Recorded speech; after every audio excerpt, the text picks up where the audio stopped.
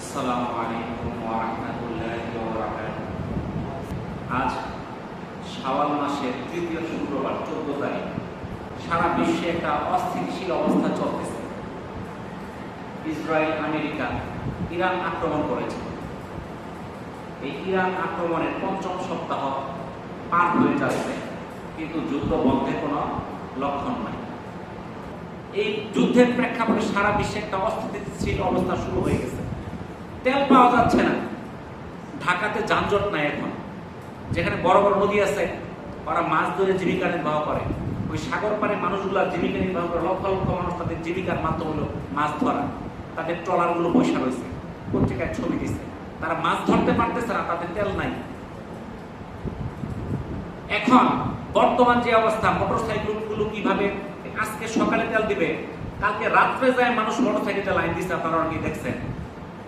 রাত্রে গেছে, কেউ মশারি নিয়ে গেছে, কেউ কয়েল নিয়ে গেছে, তার তেলের দরকার, চলতে পারতেছে না। কালকে রাত্রে দেখলাম এক লোকের সাক্ষাৎকার দেখাইলো, সে জামালপুর থেকে আসছে তেল নেওয়ার জন্য।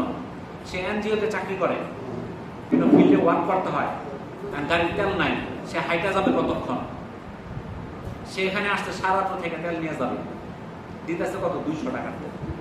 তো আপনি তোর চিন্তা করলেন 200 টাকা যাওয়া আওয়াজ শেষ হয়ে যাবে, চলবো কি দিয়ে? কি কর বলতে? তো এমন অবস্থা হইতে পারে 200 টাকাও পাওয়া যাবে না, কারণ আমরা তো তেল তৈরি করতে পারি না। আমাদের কি নামতে হয়? আমরা যদি নামতে পারি, বিশ্ববাজারের দাম বাইরে যায়, তখন আমাদের করার কিছু আছে?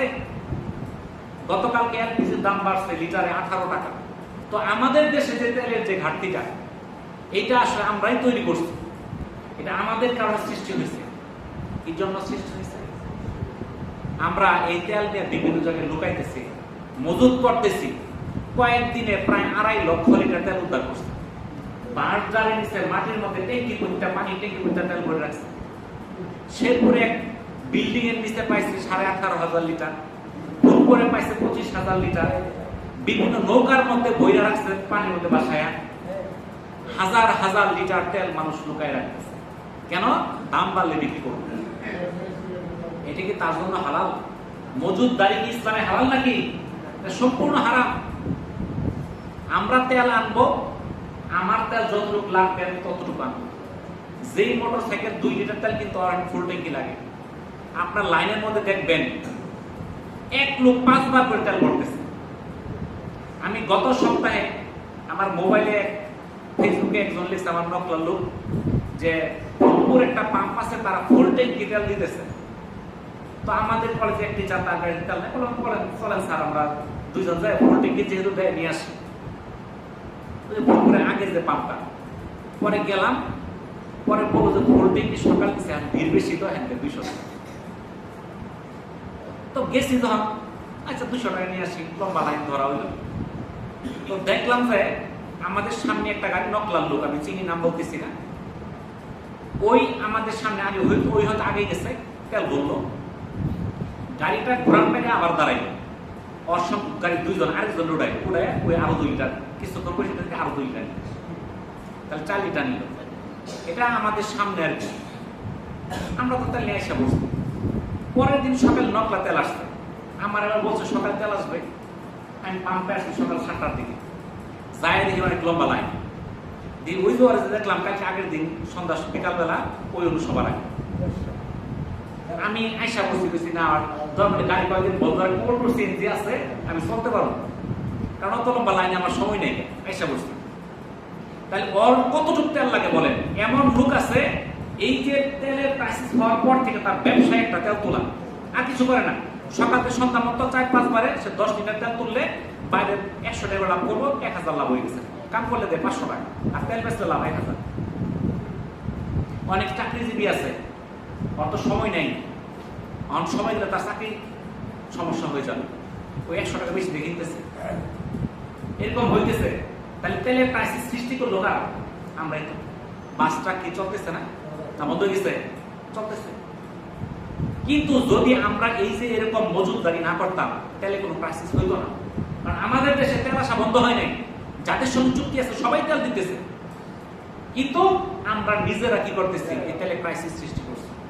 আর নয়তো এই যে 1 মাইল লম্বা লাইন হওয়ার কথা না, লাইন তো একটু কমে না, তেল দিছে আমার দ্বারা, আমি করবো কেন? তাহলে যাদের দরকার তারা পাইতেছে না, আর কিছু লোক এর মধ্যে ব্যবসা করতেছে। কিন্তু ইসলামের মধ্যে এই কাজটা যে একটা মন্দ কাজ, হারাম কাজ, এটা আমরা গ্রহণ করতেছি না। আমরা টাকা পাইলে আমরা হালাল না হারাম সেটা আমরা যাচাই করে দেখি না। আমরা চিন্তা করি না যে আমারও দরকার, আরেক ভাইয়েরও দরকার, আমি 2 লিটার পাইছি জায়গা, আমি 3 দিন পরে আবার আমু, আজকে আরেক ভাই নিয়ে যাক না, আমারই নিতে হবে ট্যাঙ্কি ভরে। আপনি মোবাইল কালকে দেখলাম এক লোক তেল ভরতেছে, ট্যাঙ্কিতে পড়তেছে, দেখছেন কেউ? এটা দেখছ তুমি? আচ্ছা, কি জন্য? ওর কথা তেল ভরতে ভরতে মানে কয়েক লাইন দিচ্ছে, তো হয়তো খালি আসলে 1 লিটার, আবার 2 লিটার, 2 লিটার চাপ দিয়ে রাখছে, তখন চাপ দিলে তো সম্পূর্ণ বের হয়, মেশিনটা তো দেওয়া 2 লিটারের, 1 লিটার আর মাটির পড়তেছে। তাহলে কিভাবে মানুষ এই যে তেলের অপচয়টা করতেছে? তো আমাদের তো উচিত যে এখন দেশের মধ্যে একটা ক্রাইসিস, এই দেশটা তো আমাদের, আমি একটু সেভ করি, আমি হয়তো ঘুরতাম না, আমার সপ্তাহে তেল লাগতো 5 লিটার, আমি 2 লিটার কভার করবো। আমি যেমন ইদানিং তেল, আমি সৌদি আরব আসার পরে দেখলাম তেল নাই, আমার গাড়িতে তেল ছিল না, তেল নেই, বন্ধ রাখছি, পরে তেল আসছে, পরে গেলাম 400 টাকার তেল দিচ্ছে, আমি বলি ভোল্টে কি দিত, আমি না থাক, সবারই দরকার আছে, আমি 400 আনছি, পরে নেব, পরে দিকে অবস্থা খারাপ, এই অবস্থা। তাহলে যদি এই যে মানুষ হয়তো বেশি না ভরতো, তাহলে কিন্তু এই জিনিসটা হইতো না। যার যেটুক দরকার ওইটুক নিব। আর আমি এখন বর্তমানে এই যে মাত্র এখানে আসি, কলেজ যাই, এর বাইরে গাড়ি আমি কোথাও প্রয়োজন থাকলেও যাই না। সেভ করার দরকার আমার। আমরা 10 মিলে যদি একটু সেভ করি, তাইলে তো দেশ ঠিক মতো চলবো। সরকার একলা তো চালাতে পারবে না, ঠিক আছে না? তো আসলে এই যে আমরা মুসলমান, আরেক মুসলমানকে কষ্ট না দেওয়া, এটাই মুসলমানের পরিচয়। কিন্তু আমরা যে অপরকে কষ্ট দিচ্ছি লাইনের পর লাইনে থেকে, এটা কিন্তু একটা গর্বিত কাজ। এই জন্য আমরা চেষ্টা করি, আমরা নিজেরা ভালো থাকার চেষ্টা করি, ভালোভাবে চলার চেষ্টা করি, ইসলামিক বিধানকে আমরা মাইনে চলার চেষ্টা করি। আমরা চেষ্টা করবো আরেক মুসলমান ভাইকে সহযোগিতা করা। আমার গাড়ির তেল নাই, আমি গাড়ির থেকে বের করে আমি আমার স্কুল কলেজের টিচারের 2 লিটার বাইক দিয়ে দিচ্ছি। আমি ধরবেন আমি মাদ্রাসায় যাই, আমি অটোতে যেতে পারবো, আমার আসতে যেতে 10টা 20 লাগবে। ওই লোক শেরপুর থেকে আসে, গাড়ি শেরপুর থেকে তার 8-10 কিলোমিটার দূরে, অটো সিএনজি দিয়ে তার ঘুরে ঘুরে আসতে 2 ঘন্টা লাগে। যদি শেরপুর টাউনে হয়তো তাও কথা না, আমি যাক আপনি চলেন, আমি না চললে চল। তো একজন যদি আরেকজনকে সহযোগিতা করে, তাইলে কিন্তু সুন্দরভাবে চলা যায়, তাহলে যে কৃত্রিম সংকটটা সৃষ্টি হয় না। তো যাই হোক, আল্লাহ তাআলা আমাকে বুঝদান করুন। আমরা যে কথাগুলো শুনলাম, আল্লাহ তাআলা যেন আমাদের এখান থেকে নসিহত গ্রহণ করার তৌফিক দান করুন।